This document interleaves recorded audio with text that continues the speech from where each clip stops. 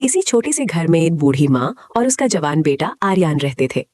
आर्यान अभी जवान था, मगर मेहनत करने से हमेशा बचता रहता। वो अक्सर कहता, जब कोई अच्छा काम मिलेगा तब मैं करूंगा, मैं ऐसे फजूल और इतनी ज्यादा मेहनत वाले काम नहीं कर सकता।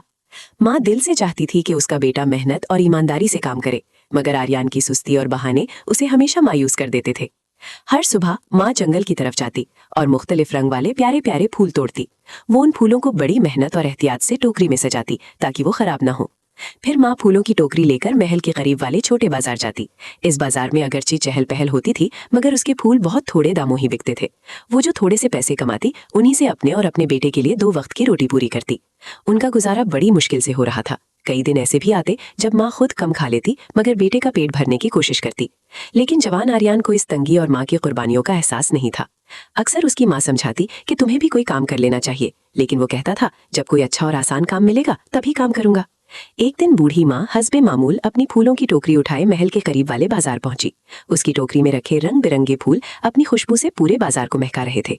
इसी दौरान बाजार से शहजादी जैस्मिन का गुजर हुआ। जैसे ही उसकी नजर उन फूलों पर पड़ी, वो रुक गई। फूल उसे बहुत पसंद आए। शहजादी ने फौरन वो फूल खरीद लिए, मगर बूढ़ी औरत के झुर्रियों भरे चेहरे और थके हुए हाथ देखकर उसके दिल में तरस उभर आया।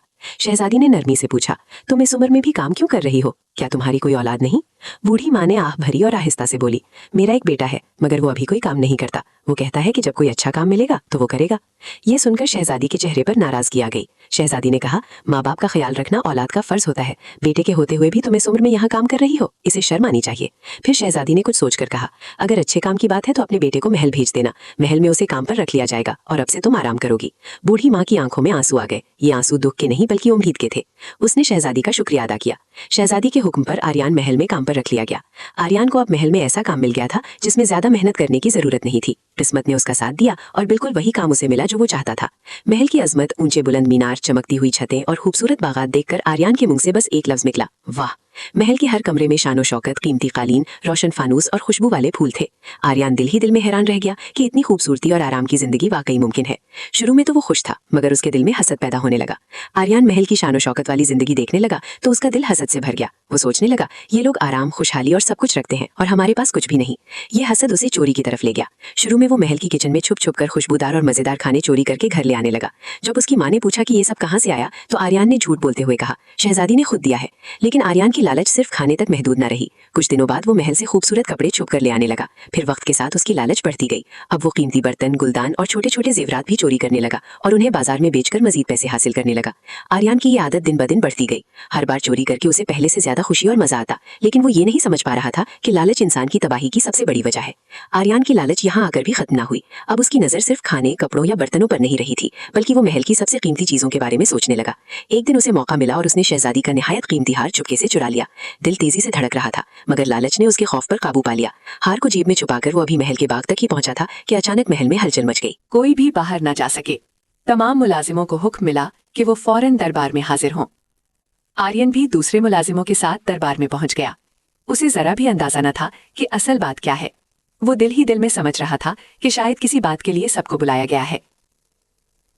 जब तमाम मुलाजिम जमा हो गए तो बादशाह ने सख्त और गूंजती हुई आवाज में हुक्म दिया कि तमाम मुलाजिमों की तलाशी ली जाए।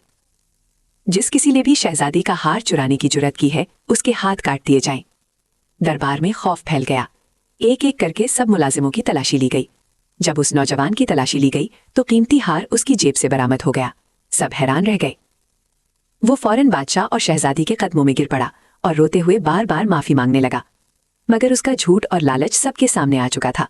बादशाह के हुक्म पर उसके हाथ काट दिए गए और फिर उसे कैद खाने में डाल दिया गया। आर्यन की लालच ने उसकी जिंदगी में सब कुछ तबाह कर दिया। किस्मत ने इस नौजवान को, जो हमेशा सुस्त और काहिल रहा था, एक ऐसा मौका दिया जिसका वो ख्वाब भी नहीं देख सकता था।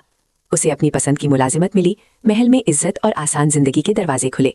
लेकिन आर्यन ने अपनी लालच और चोरी की आदत के बाइस वो सब कुछ जाया कर दिया। आर्यन ने अपनी आज़ादी और हाथ दोनों खो दिए।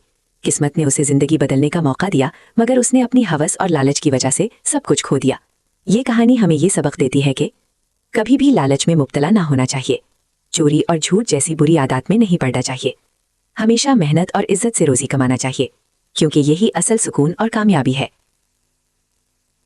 अगर आपको ये कहानी पसंद आई हो